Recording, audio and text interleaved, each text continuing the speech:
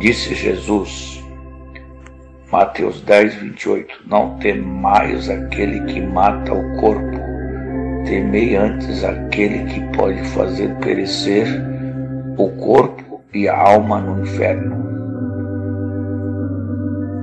Muitas pessoas as quais vivemos e trabalhamos nos desprezam por acreditarmos no inferno.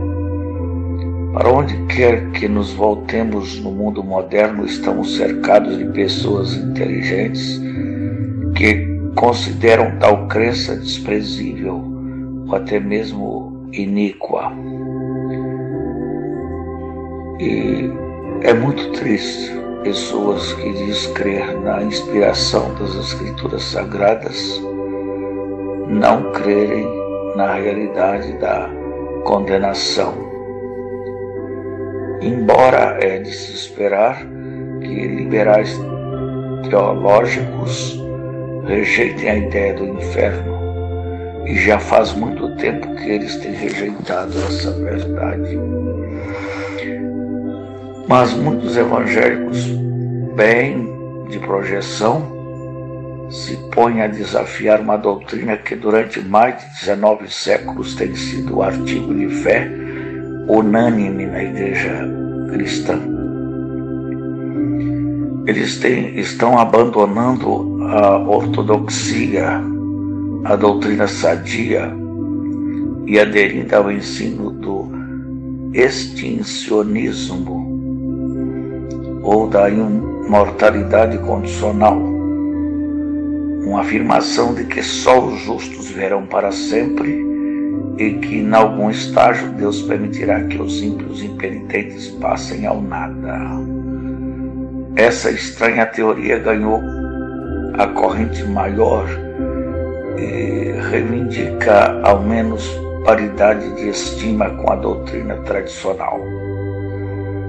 Muito triste. Cremos que o debate tradicionalista condicionalista sobre o inferno deve ser considerado um tema secundário, não primário para a teologia evangélica.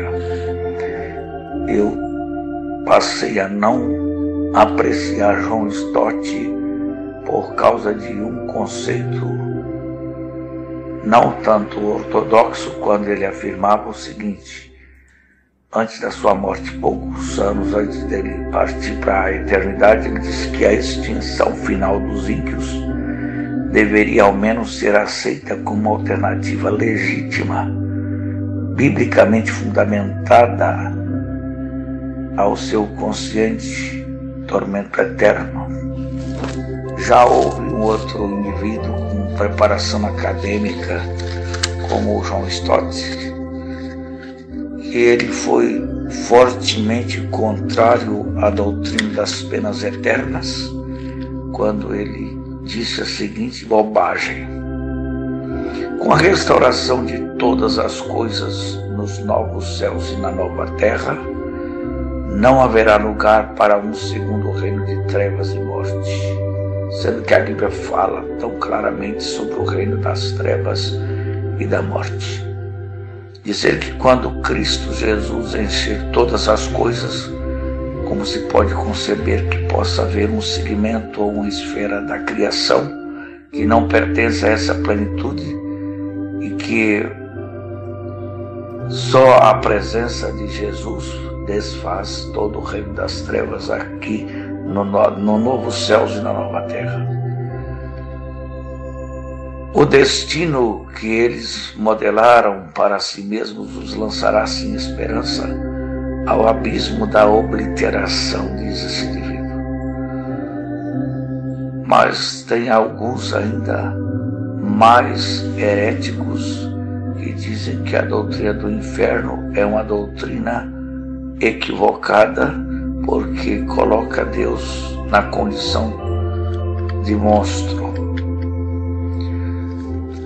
Mas é interessante observarmos que quem mais falou sobre o amor foi quem mais falou sobre esse estado ou condição de tormentos para aqueles que rejeitam a Jesus.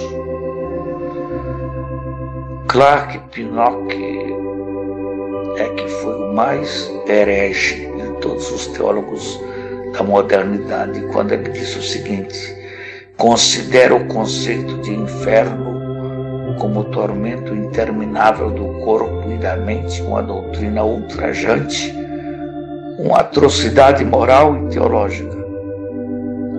Como podem os cristãos sequer pensar numa deidade tão cruel e tão vingativa, pensava ele. Certamente um Deus que fizesse tal coisa seria mais parecido com Satanás do que com Deus. Assim também pensa teólogos adventistas como Ted Wilson, que é o presidente da Igreja Adventista, e também um que foi pastor do NASP, que apresentava através da Bíblia, o programa A Voz da Profecia, Nemuel Stina. E segundo esses indivíduos, crendo na realidade do inferno, então Deus é apresentado como um monstro, punindo suas pobres vítimas com sofrimentos intermináveis. Em face de tanto questionamento, de tanta incredulidade, seria fácil eliminar o povo do Senhor. Esses homens são muito inteligentes, são grandes eruditos, são eminentes teólogos da igreja, mas não adianta querer torcer a verdade.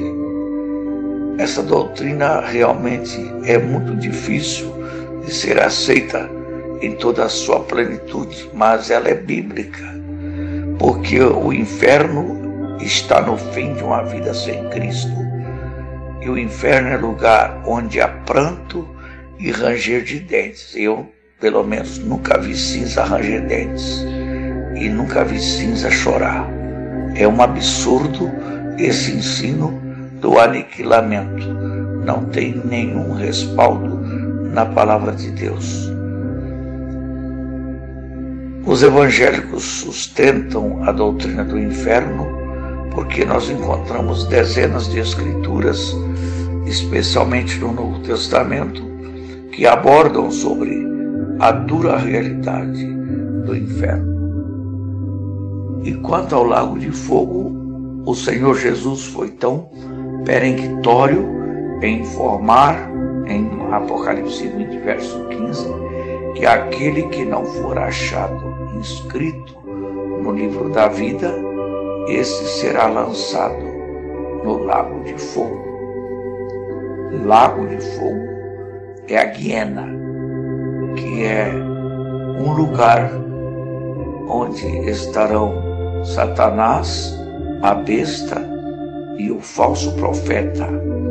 Assim como dois entraram vivos no céu, que são Enoque e Elias, dois adentrarão vivos no lago de fogo, que é a besta e o falso profeta. E por fim Satanás será lançado no lago de fogo. Inclusive o lago de fogo não foi preparado para o homem, mas para o diabo e seus anjos. Mas convém lembrarmos também que é para todas as gentes que se esquecem de Deus.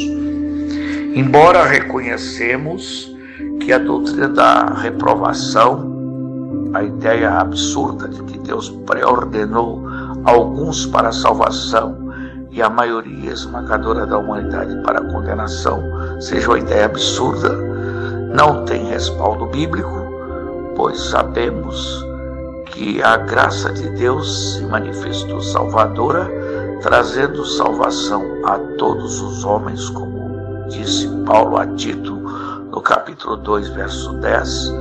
E além do mais, Deus deseja que todos os homens sejam livres do inferno, ainda mais que para o entendido o caminho da vida é para cima, para se desviar do inferno que está embaixo.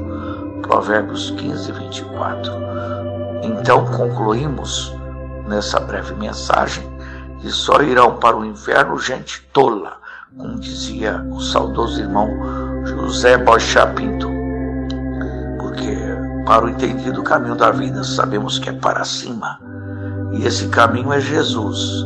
Ele é o caminho e a verdade e a vida. Amigo rádio ouvinte, o caminho é esse, andai nele, e você trilhará a senda sagrada que lhe conduzirá ao porto feliz e um destino eterno com Cristo nos novos céus e na nova terra, onde não há pranto, não há sofrimento, não há dor, não há lágrimas, porque Deus enxugará dos nossos olhos toda lágrima. Receba a dádiva suprema da salvação em Cristo Jesus, e você livrará para sempre da eterna condenação.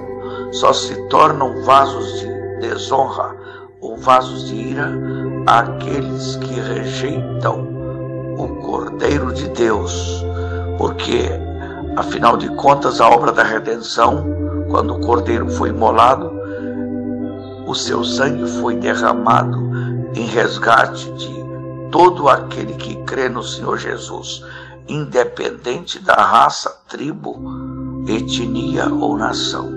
Recebas a Cristo agora por teu Senhor e Salvador, e livrarás para sempre da segunda morte. Amém.